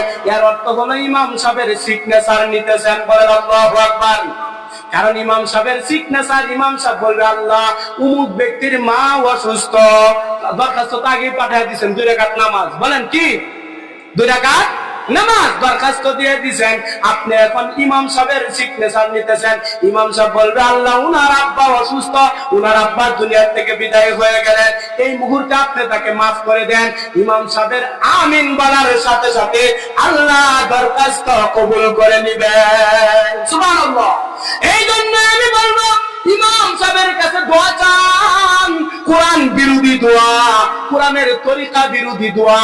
কোরআনের তরিকা হলো ইদা হাযাবাহু, আল্লাহর নবী যখন কোনো পেরেশানিতে পড়তেন, যে কোনো মুসিবতের মধ্যে পড়তেন, সাথে সাথে নামাজের মধ্যে দাঁড়াইতেন। সুবহানাল্লাহ। সাথে সাথে কি পড়তেন? নামাজে দাঁড়ায় যাইতেন। আপনার আব্বা মারা গেছে, ইন্না লিল্লাহি ওয়া ইন্না ইলাইহি রাজিউন কইয়া 2 রাকাত নামাজ পড়ে আপনার আব্বার জন্য দোয়া চান। এরপর বলেন, ইমাম সাহেব আমার আব্বা মারা গেছে, দোয়া করেন। আপনার সন্তান অসুস্থ হয়েছে, 2 রাকাত নামাজ পড়েন। এরপর আল্লাহর কাছে বলেন, আল্লাহ আমার ছেলেটা অসুস্থ, আপনি ভালো করে দেন। এরপর ইমাম সাহেবের কাছে বলেন, ইমাম সাহেব আপনি আমার সন্তানটা অসুস্থ, দোয়া করেন। কথা ঠিক কিনা? আপনি দরখাস্ত লেখেন না, সাদা কাগজের মধ্যে ইমাম সাহেবের সিগনেচার আনেন, এই দোয়া কবুল হবে না, আজীবন কবুল হবে না, আর বলবেন হুজুরদের দোয়া কবুল হয় না। কথা ঠিক কিনা? কোরআন বিরোধী দরখাস্ত দিয়ে যদি হুজুরদের দোয়া আনতে হয়, এই দোয়া কবুল হবে সারা জীবন। দরখাস্ত কি? 2 রাকাত নামাজ। জোরে বলেন, দরখাস্ত কি? এখন ইমাম সাহেব দোয়া করছে না, ভুলে গেছে গা, ইমাম সাহেবের চাকরি চলে যায়। 1 নাম্বার দোয়া হলো আপনার বাবার জন্য, আপনার দোয়া করা ফরজ, ইমাম সাহেবের জন্য নয়। কথা ঠিক কিনা? আপনার সন্তানের জন্য আপনার উপর দোয়া করা ফরজ, ইমাম সাহেবের উপর ফরজ নয়। ইমাম সাহেবের চাকরি যাবে কেন? দোয়ার সিস্টেমে তো আপনি জানেন না মিয়া। এই জন্য মুহতারাম হাজিরিন, আমি বলবো ইমাম সাহেবের কাছে দোয়া চাওয়ার আগে 2 রাকাত নামাজ, একটা দরখাস্ত লেখা দোয়া চাবেন, সাথে সাথে কবুল করুন। সুবহানাল্লাহ। পারবেন তো ইনশাআল্লাহ? সারা জীবন ইমাম সাহেবের তো দোয়া চান, আর কোন ইমাম সাহেব মনে সুদখোরের বাড়িতে বাক্কা, এই কারণে আমরা দোয়াটা কবুল হয় না। কথা ঠিক কিনা? ইমাম সাহেবের জন্য সুদখোরের খাবারও হালাল, কারণ ইমাম সাহেব যেহেতু তিনি ইমাম মানুষ, মাসালা হলো এই এলাকার প্রত্যেকের দায়িত্ব হলো ইমামকে খাওয়ানো। কথা ঠিক কিনা? ইমাম সাহেব সুস্পষ্ট যারা সুদের সাথে সম্পর্ক, এদের ঘরের মধ্যে খাইতে পারবে কি পারবে না, ও সুস্পষ্ট সম্পর্ক। ইনকাম সোর্স যদি থাকে 100% এর মধ্যে শুধু হারাম আর হারাম, এই ঘরে ইমাম খাওয়া জায়েজ নাই। কিন্তু দেখা যায় তারও কিছু খেত আছে, ছেলেটা বিদেশে থাকে, হালাল পন্থাও আছে না নাই? সুদও খা, কিন্তু দেখা যাবে এই ঘরের মধ্যে ইমাম খাইতে পারবে, কোনো সমস্যা নাই। এটা হালাল খাবার থেকে ইমামের খাবারটা যাবে। কথা ঠিক কিনা? তার হারাম খাবার তো ইমাম খাবে না। কথা বুঝতেছেন? এই জন্য দোয়া কিভাবে চাইবেন? 2 রাকাত নামাজ। কথা কোন আগে বুঝেন না আমার কথা? আগে কি করবেন? পারবেন তো? ছেলেটা অসুস্থ, বিদেশের মধ্যে ঝামেলা, প্রথমে কি করবেন? 2 রাকাত, এরপরে দোয়া চাইবেন। চাচা দোয়া করেন, ইমাম সাহেব দোয়া চাইবেন, খতিব সাহেব দোয়া করেন। কথা ঠিক কিনা? এটা হলো কোরআনের তরিকা। কথা ঠিক কিনা?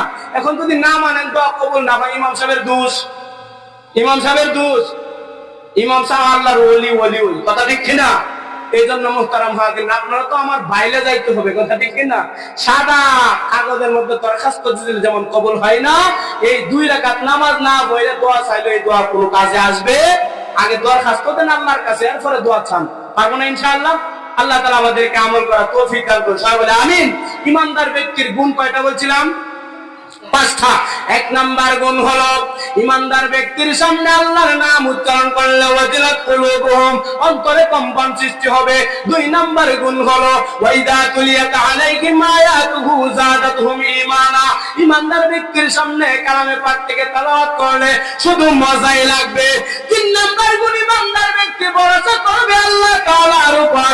4 নাম্বার গুণ ইমানদার ব্যক্তি নামাজ কায়েম করবে। 5 নাম্বার গুণ ইমানদার ব্যক্তি আল্লাহর দেওয়া সম্পত্তি আল্লাহর রাস্তায় খরচ করবে। এই 5টা গুণ যদি পাওয়া যায় কারো মাঝে, আল্লাহ তাআলা বলেন উলাইকা হুমুল মুমিনুনা হাক্কান। বলেন আল্লাহু আকবার। আল্লাহ বলেন এই 5টা গুণ তাদের মধ্যে পাওয়া যাবে, উলাইকা হুমুল মুমিনুনা হাক্কান, তারা হলো সত্যিকারের ঈমানদার। সুবহানাল্লাহ। তারা কি সত্যিকারের? যারা সত্যিকারের ঈমানদার হবে তাদেরকে আল্লাহ তাআলা 3টা পুরস্কার দিবেন। কয়টা জোরে বলেন? আরো জোরে বলেন কয়টা? সুবহানাল্লাহ। কয়টা পুরস্কার দিবেন? একটু আস্তে কইছেন, এর একটা কারণ আছে। আল্লাহ তাআলা ঈমানদারের গুণ কইলো 5টা, আবার পুরস্কার দিব 3টা। আল্লাহ কি কিপটা নাকি? এমন একটা প্রশ্ন হয়েছে না? এই জন্য সুবহানাল্লাহ মনে আস্তে কইছেন নাকি? না না, আল্লাহ কিপটা নয়, আপনি গুণ হলো 5টা, পুরস্কার 3টা। এর তাফসীর যদি একটু বোঝেন হালকা, এই তাফসীর বুঝলে আপনি বুঝবেন গুণ কয়টা, 5টা, পুরস্কার কয়টা, 3টা পুরস্কার। একটু শুনেন, এরপরে মিলাইতে হবে। লাহুম দারাজাতুন ইনদা রাব্বিহিম, 1 নাম্বার পুরস্কার হলো আল্লাহ তাআলার সংসদের মধ্যে এই ব্যক্তির মর্যাদা বাড়তেই থাকবে। সুবহানাল্লাহ। 2 নাম্বার পুরস্কার ওয়া মাগফিরাতুন, আল্লাহ তাআলা তার জিন্দেগীর तमाम গুনাহ গাতাগুলো maaf করে দিবেন। 3 নাম্বার পুরস্কার ওয়া রিজকুম কারীম, আল্লাহ তাআলা সম্মানের রিজিক দান করবেন। সুবহানাল্লাহ। তাইলে 3টা পুরস্কার দান করবেন। এখন একটু বুঝার জন্য আসেন, এই 3টা পুরস্কারের সাথে 5টা গুণের মিল আছে না নাই, একটু মিলান। প্রথম নাম্বার গুণটা ছিল আল্লাহর নাম শুনলে ওয়াজিলাত কুলুবুহুম, অন্তরে কম্পন সৃষ্টি হবে। কম্পন সৃষ্টির সম্পর্কটা কোথায়? অন্তরে। কোথায় বলেন? আরো জোরে বলেন কোথায়? তেলাওয়াত করলে মজা লাগবে, মজার সম্পর্কটা কোথায়? অন্তরে। 3 নাম্বার গুণ, ভরসা করবে ইমানদার ব্যক্তি কার উপর? ভরসা করার জায়গাটাও অন্তর। 3 গুণের জায়গা হলো একটা। বলেন 3 গুণের জায়গা কয়টা? 3 গুণের জায়গা একটা। আপনার আমার সন্তান যদি এমপি হয়ে যায়, খুশি না বাজার? আপনি কি কানবেন? আপনার ছেলেটা যদি চাকরি পেয়ে যায়, খুশি না বাজার? আপনার ছেলের প্রমোশন যদি বেড়ে যায়, খুশি না বাজার? আপনার মনটা খুশি থাকবে কিনা? শাস্ত্র বৈশ তো গপসপ করবেন, কথা ঠিক কিনা? আপনার নাম যদি সংসদে আলোচনা করা হয়, খুশি না বাজার? এবার আমি কেটা জানো, যদিও কাজীর গাঁও বাড়ি, সংসদে কিন্তু আমার আলোচনা হয়, কথা ঠিক কিনা? আল্লাহ রাব্বুল আলামিন বলেন 3টা গুণের সম্পর্ক যেহেতু জায়গায় একটা, এটার নাম হলো দিল। এজন্য আমি 1 নাম্বার পুরস্কার রাখলাম লাহুম দারাজাতুন ইনদা রাব্বিহিম, আমি আল্লাহর দরবারে তার মর্যাদা বাড়ায় দিব। আর মর্যাদা বাড়লে মানুষের মন খুশি হয়ে যায়। ইমানদার ব্যক্তির মন দুনিয়াতেও আখিরাতেও আমি আল্লাহ খুশি করে দিব। সুবহানাল্লাহ। 4 নাম্বার গুণটা ছিল আল্লাযীনা ইউকিমুনাস সালাহ, নামাজ কায়েম করা, কথা ঠিক কিনা? 2 নাম্বার পুরস্কারের মধ্যে আসেন ওয়া মাগফিরাতুন, আল্লাহ তাআলা তার জিন্দেগীর গুনাহ maaf করে দিবেন। আল্লাহ পাক রব্বুল আলামিন নবী আলাইহিস সালাতু ওয়াস সালামের মধ্যে বলে দিয়েছেন, ও নবী আপনি বলে দিন যারা নামাজ পড়বে ওযু আছে না নাই? কথা কোন, ওযু আছে না নাই? অঙ্গ প্রত্যঙ্গ ধৌত হয় কিনা? যদি চোখের গুনাহ হয়, কানের গুনাহ হয়, কান দ্বারা গুনাহ হয় কি হয় না? চোখের দ্বারা গুনাহ হয় কি হয় না? জবান দ্বারা গুনাহ হয় কি হয় না? পায়ে হেঁটে গিয়ে গুনাহ করেন কিনা? হাত দ্বারা ইশারা টান গুনাহ করেন কি করেন না? একটা লোক বাইতে খাটো কর না বাউন্নে, এটা যদি আপনি একটু টিটকারি মাইরা বাইতে দেখান, এটা গুনাহ হবে কি হবে না? তার এখন বেজ্জতি হইতেছে না? এটাও গুনাহ হয়ে যাবে। আল্লাহর নবী বলেন ওযু করার সময় হাত পা অঙ্গ প্রত্যঙ্গ ধুইতে হয় কিনা? যারা ওযু করবে হাত পায়ের দ্বারা অঙ্গ প্রত্যঙ্গের দ্বারা যত গুনাহ হয়, ওযুর মাধ্যমে ওযুর পানির সাথে এগুলা ধৌত হয়ে যায়। 5 ওয়াক্ত নামাজ পড়লে 5 বার ওযু করতে হয়, কথা ঠিক কিনা? আল্লাহর নবী বলেন 5 ওয়াক্ত নামাজে যারা ওযু করবে, ওযু করে নামাজ পড়বে। 4 নাম্বার গুণ আল্লাযীনা ইউকিমুনাস সালাহ, যারা 5 ওয়াক্ত নামাজ কায়েম করবে, আল্লাহ 2 নাম্বার পুরস্কার দিবেন ওয়া মাগফিরাতুন, তাদের জিন্দেগীর গুনাহ maaf করে দিবেন। সুবহানাল্লাহ। শুধু তাই না, আল্লাহর নবী সাল্লাল্লাহু আলাইহি ওয়াসাল্লাম বলেন আউয়ালু মা ইউহাসাবু বিহিল আবদু ইয়াউমাল কিয়ামাতিস সালাহ, কিয়ামতের দিন সর্বপ্রথম নামাজের হিসাব নেওয়া হবে। ফাইন সালাহাত সালাহা সাইরু আমালিহি, যেই ব্যক্তির নামাজ সঠিক হবে, অন্যান্য আমলে ত্রুটি থাকলেও আল্লাহ সমস্ত আমল সঠিক বলে গণ্য করে নেবেন। সুবহানাল্লাহ। ওয়া ইন ফাসাদাত ফাসাদা সাইরু আমালিহি, নামাজের মধ্যে যারা ধরা খেয়ে যাবে, অন্যান্য আমল ভালো হলেও নামাজের মধ্যে ধরা খাওয়ার কারণে ওই ব্যক্তির সমস্ত আমল বরবাদ হয়ে যাবে। আপনি ঢাকা যাবেন, বিদেশে যাবেন, টার্মিনাল 1 টার্মিনাল 2 আছে না নাই? আপনি যখন প্রবেশ করবেন গিয়ে দেখেন দরজাটা বন্ধ, প্রথম দরজা বন্ধ। প্রথম দরজা কি? আর ভিতরে যত দরজাই খোলা থাকুক না কেন যাইতে পারবেন? প্রথম দরজা যদি বন্ধ থাকে ভিতরে সব খোলা, যাইতে পারবেন? এই জন্য আল্লাহ বলেন, আল্লাহর নবী বলেন, আউয়ালু মা ইউহাসাবু বিহিল আবদু ইয়াউমাল কিয়ামাতিস সালাহ। সর্বপ্রথম আল্লাহ তাআলা কিয়ামতের দিন নামাজের হিসাব নেবেন। কিসের হিসাব? নামাজ ঠিক, সব ঠিক, নামাজ ঠিক নাই, একটাও ঠিক নাই। কথা ঠিক কিনা? এই ব্যাপারে অনেক নামাজের বিষয়ে অনেক লম্বা আলোচনা, এদিকে আমার উদ্দেশ্য না। উদ্দেশ্য হলো নামাজ পড়লে ওয়া মাগফিরাতুন, 2 নাম্বার পুরস্কার, আল্লাহ তার জিন্দেগীর সব গুনাহ মাফ করে দিবেন। সুবহানাল্লাহ।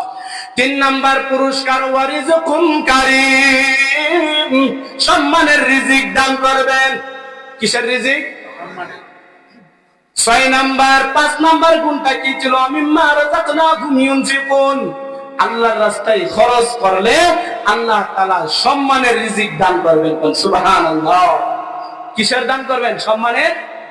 তাবলীগ ভাইয়ের দিকে তাকায় দেখবেন, যদি এই মসজিদে তাবলীগ জামাত আসে আপনি কি বলবেন আমি এক হপ্তাহ খাওয়াবো? ঠিক কি না?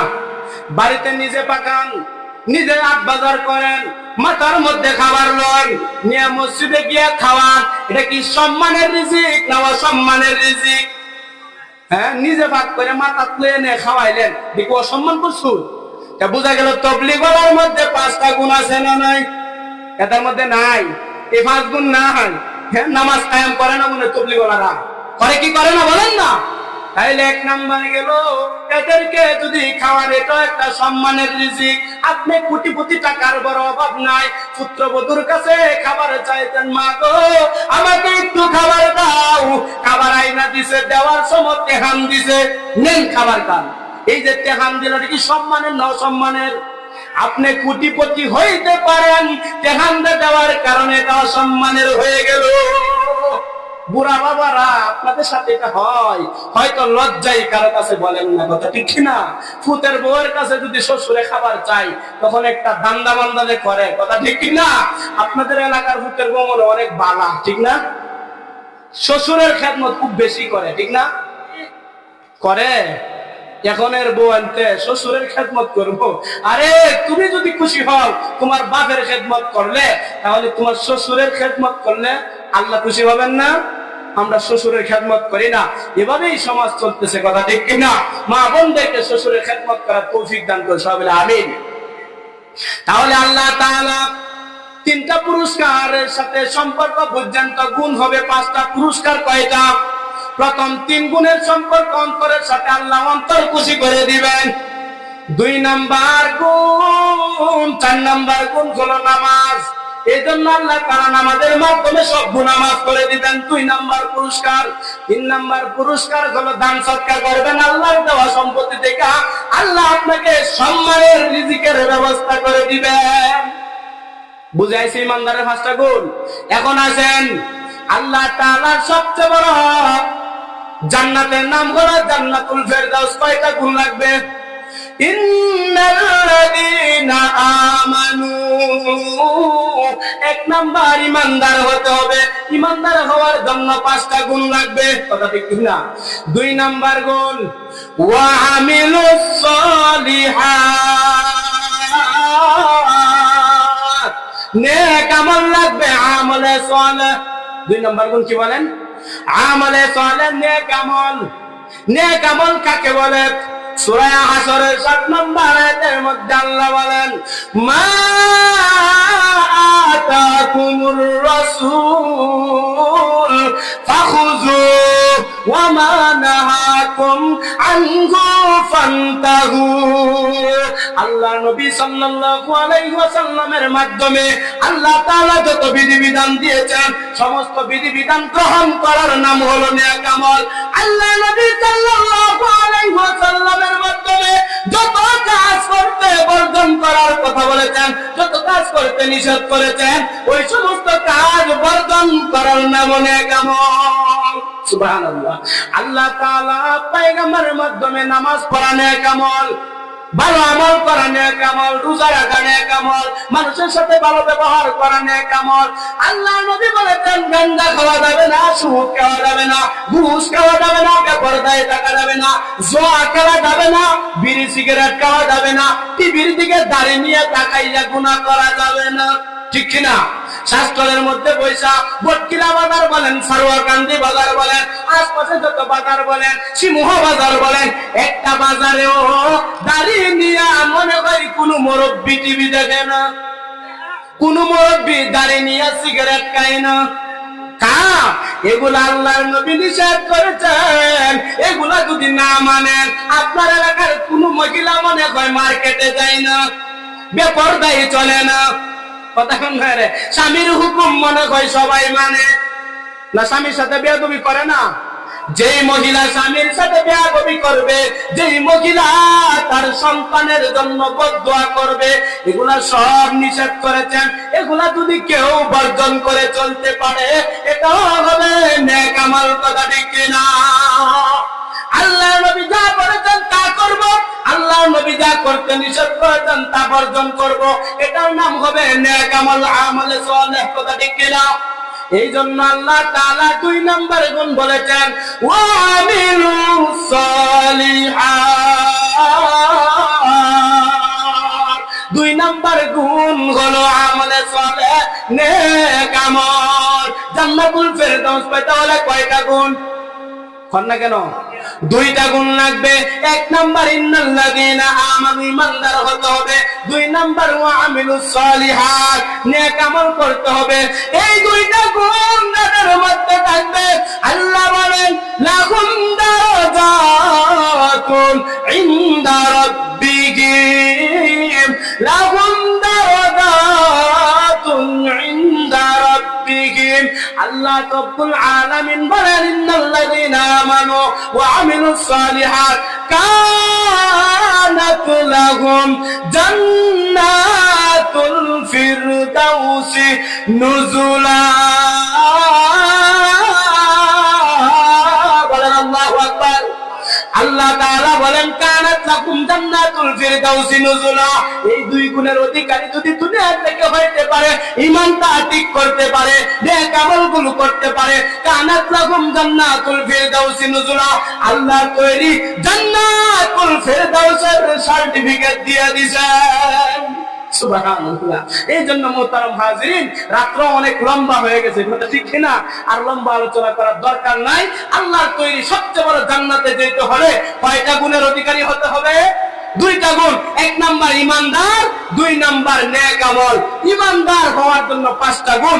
এই সব গুণ পুরুষ, এই এলাকার কাজিরগাঁও এলাকার মা বোন পুরুষ সহ আমাদের সকলকে অর্জন করে আল্লাহর তৈরি জান্নাতুল ফিরদাউসে যাওয়ার তৌফিক দান করুন। সবাই বলে আমিন।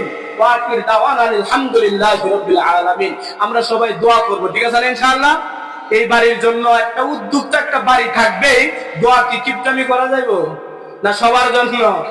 হ্যাঁ, আপনি যদি শত্রুর জন্য দোয়া করেন, আল্লাহ তাআলা 70,000 ফেরেশতা নিযুক্ত করবেন আপনার জন্য দোয়া করবে। সুবহানাল্লাহ। আপনি শত্রুর জন্য দোয়া করবেন না? করতেন না? আপনাকে সে ঠেপ দিছে, আগামীকাল রাস্তায় গেলে কুবায় মেরেন, এই ব্যক্তির জন্য নবীজি বলছে দোয়া করো, তোমার জন্য ফেরেশতা দোয়া করবে। সুবহানাল্লাহ। তার দোয়া কবুল হইতেও পারে, নাও হইতে পারে, কিন্তু ফেরেশতার দোয়া মিস যাবে। এজন্য দোয়া করবেন ইনশাআল্লাহ। সারা জীবন